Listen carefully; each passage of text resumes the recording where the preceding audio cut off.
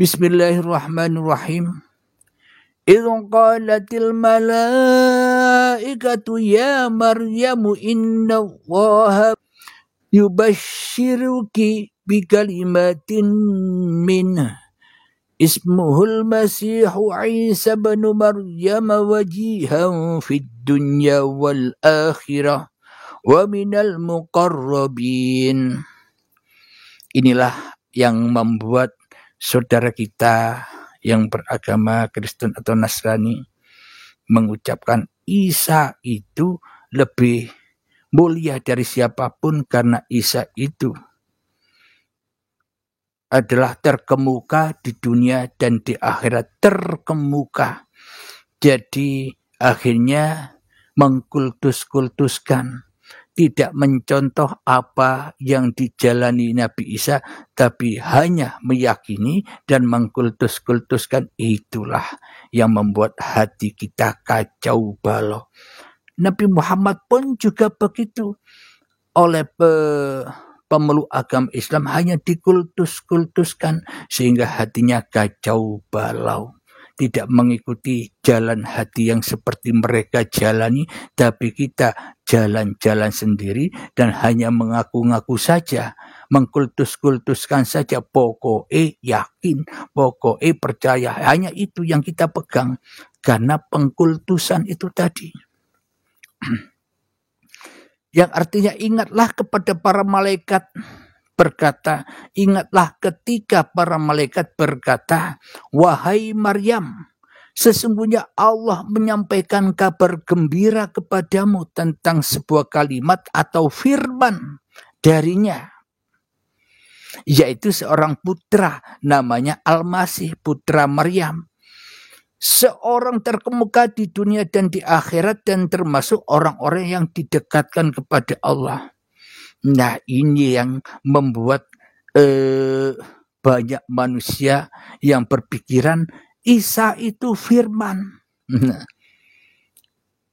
jadi seolah-olah firman itu Isa. Ini yang salah memahami. Jadi saya ulang lagi ya. Ingatlah ketika para malaikat berkata, wahai Maryam, sesungguhnya Allah menyampaikan kabar gembira kepadamu tentang sebuah kalimat atau firman darinya. Padahal firman itu pesan. Kok bisa pesan jadi manusia? Kita lanjutkan, sebuah kalimat atau firman darinya, yaitu seorang putra. Namanya Al-Masih, putra Maryam. Jadi intinya para malaikat mengabarkan pesan dari Allah, dikabari bahwa sebentar lagi dirimu akan punya anak yang namanya Al-Masih. Itu yang dimaksud firman itu, pesan, surat dari Allah untuk Maryam, pesan dari Allah untuk Maryam. Bahwa dirinya sebentar lagi akan melahirkan seorang anak yang bernama Al-Masih, Isa Al-Masih. Dialah seorang terkemuka di dunia dan di akhirat. Jadi inilah contoh orang yang terkemuka di dunia dan di akhirat. Contoh. Jadi kita harus mencontoh, bukan mengkultuskan, bukan menyembah, yakni mencontoh perjalanannya sehingga hati kita akan memasuki agama yang sebenar-benarnya agama, yakni agama yang lurus. Ketika hati kita tidak agama, tidak kacau lagi. Dan termasuk orang-orang yang didekatkan kepada Allah. Nah, inilah bagi orang-orang yang sudah menyerahkan dirinya, hidupnya, badannya, kedagingannya, keakuan manusianya kepada Allah. Yaitulah orang-orang yang didekatkan. Jadi bila kita masih memahami atau mengkultus-kultuskan, membenar-benarkan, berarti kita belum menjadi orang yang didekatkan. Bila kita belum menjadi orang yang didekatkan ke hadirat Tuhan, ya sia-sia. Apa yang kita imani, apa yang kita kultuskan sia-sia. Apa yang kita kerjakan ya sia-sia. Kalau kita tidak mendekat kepada Allah, bila kita mendekat kepada Allah, maka sama kedudukan kita dengan Nabi Isa. Kalau kita mendekatkan diri kepada Allah, maka sama kedudukan Nabi Muhammad dengan kita. Karena Nabi Muhammad, Nabi Isa, dan nabi-nabi yang lain itu orang-orang yang mendekat kepada Tuhannya. Karena itulah contoh, karena manusia tidak bisa mencontoh dan karena manusia menyangka, berasumsi, aku tak mungkin seperti para nabi. Ya karena manusianya sudah menghukumi, sudah menghakimi dirinya sendiri tidak mampu, ya tidak mampu. Karena manusia tidak bisa menghakimi dirinya sendiri, tidak mengadili dirinya sendiri, siapa dirinya itu. Kita lanjutkan ayat yang ke-46 dari surat Al-Imran. Wa yukallimun nasa fil mahdi wa kahlan wa minas salihin. Yang artinya dan dia berbicara dengan manusia sewaktu dalam buayan dan ketika sudah dewasa dan dia termasuk di antara orang-orang yang saleh. Jadi kenapa manusia mengkultuskan Isa? Karena dianggap Isa itu loh bisa bicara waktu ia masih di dalam gendongan. Siapa yang bicara? Isa tidak bisa bicara tanpa hidup yang menghidupi Isa. Berarti sebenarnya siapa yang bicara? Siapa yang berfirman? Itulah kita selama ini salah sangka, salah iman, salah fokus. Siapa yang berbicara? Bukankah Allah yang berbicara itu? Itulah yang dimaksud firman Allah itu. Sehingga manusia mengkultuskan Isa. Isa adalah firman Allah. Ya inilah yang salah memahami. Jadi sebenarnya apapun yang difirmankan Isa dan apapun yang difirmankan seluruh manusia, ya itulah firman Tuhan. Karena ada hidupnya, maka bisa berfirman, bisa berkata-kata. Contoh, saya makan. Apakah itu firman saya atau firman Tuhan?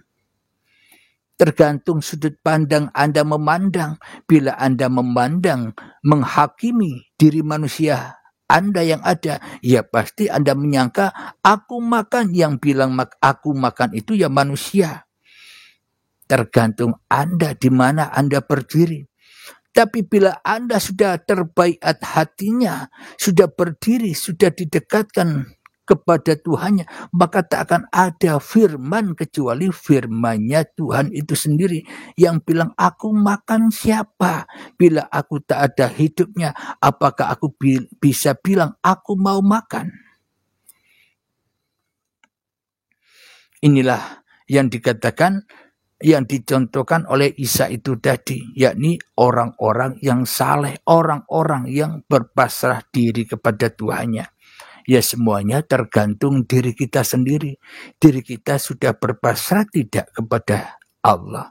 Kalau kita belum berpasrah diri kepada Allah, ya tak akan pernah bertemu dengan Nabi Isa, tak akan pernah bertemu dengan Nabi Muhammad, tak akan pernah bertemu dengan para nabi-nabi terdahulu, tak akan pernah ketemu.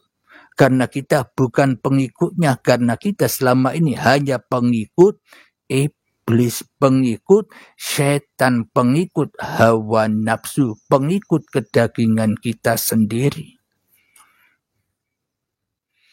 Asumsi-asumsi yang kita pakai untuk memahami Al-Quran, memahami Alkitab hanya asumsi hawa nafsu kita sendiri. Bukan sesuai dengan Tuhan. Karena kita membaca ayat-ayat Tuhan, membaca Al-Quran, membaca Injil, membaca Zabur, Taurat, hanya kita yang merasa bisa membaca dan yang keluar dari diri kita firman-firman hawa nafsu saja. Ya tersesatlah diri kita, termasuk saya. Kita lanjutkan di surat Al-Imran ayat yang ke-47. Qalat Rabbi anna yakunu li waladun wa lam yamsas wa yakun. Yang artinya Dia Maryam berkata, "Ya Tuhanku, bagaimana mungkin aku akan mempunyai anak, padahal tidak ada seorang laki-laki pun yang menyentuhku?" Dia Allah berfirman, "Demikianlah Allah menciptakan apa yang dikehendaki. Apabila dia hendak menetapkan sesuatu, dia hanya berkata kepadanya, jadilah, maka jadilah sesuatu itu." Nah, jadi selama ini kita mengira, selama ini kita menyangka yang bisa membuat anak itu ibu bapak. Yang bisa menciptakan anak itu ibu bapak, bukan Tuhan. Itu kan pemahaman, pemikiran, kenyataan, keyakinan kita selama ini. Tuhan tak bisa menciptakan anak. Tuhan tak bisa menciptakan manusia. Hanya manusia yang berhak menciptakan manusia. Kenapa? Yang berbuat manusia. Itulah pemahaman kita selama ini. Itulah pemikiran kita selama ini. Seolah-olah kita ini buatan orang tua kita. Apa bedanya pemikiran kita dengan orang-orang yang tidak bertuhan? Padahal meskipun tanpa ayah pun Allah berhak menciptakan dengan kekuasaannya. Apapun yang terjadi pada kedua orang tua kita, bila Allah tidak berkenan atau bila Tuhan tidak berkehendak atas kedua orang tua kita, apakah kita terlahir? Berarti kita ini anak siapa? Kita ini ciptaan siapa? Iya, ciptaan dan anaknya hidup. Tanpa hidup ya kita tidak hidup. Tanpa hidup ya kita tidak wujud. Tanpa hidup ya kita tak pernah ada. Berarti kita ini anak siapa? Anaknya hidup, bukan anak orang tua, bro. Itulah kun fayakunnya Allah. Kita lanjutkan ayat yang ke-48 dalam surat Al-Imran. Wa yu'allimuhul kitaba wal hikmata wat Taurat wal Injil. Yang artinya dan dia mengajarkan. Dia itu maknanya Allah atau Tuhan atau Romo, Bapa, Allah, Sang Yang Widi, Gusti dan sebagainya. Banyak namanya. Tapi sebenarnya nama yang banyak itu hidup. Bila tak ada hidup, ya tak ada nama-nama itu. Dan dia hidup mengajarkan kepadanya Isa kitab, hikmah, Taurat, dan Injil. Jadi semua kitab-kitab itu ya datangnya dari Allah. Tidak perlu kita perselisihkan. Al-Quran, Injil, Taurat, Zabur, dan kitab-kitab yang lain, kitab suci itu kitab kebenaran. Bila kita masih memperselisihkan, berarti kita selama ini hanya beragama identitas, bukan agama yang sebenar-benarnya agama. Bila kita sudah memasuki agama yang sebenar-benarnya agama, identitas hati kita persembahkan diri kita, hati kita kepada Sang Pencipta, maka sudah tak ada perbedaan lagi kitab-kitab itu. Al-Quran ya Injil, Injil ya Zabur, Zabur ya Taurat, dulur papat, limo pancer, Al-Quran, Injil, Zabur, Taurat, pancernya ke hidup, pancernya ke diri manusia. Kalau manusia mengkultus-kultusan kitab-kitab itu, ya manusia tidak tahu kitab-kitabnya sendiri. Alhamdulillahirabbil alamin. Semoga saya khususnya dan semoga kita semua senantiasa dipahamkan, senantiasa diberi rahmat oleh Allah Subhanahu wa taala sehingga kita dijadikan orang-orang yang didekatkan seperti mereka agar ketemu dengan mereka. Alhamdulillahirabbil alamin. Dan kita akhirul kalam. Assalamualaikum warahmatullahi wabarakatuh.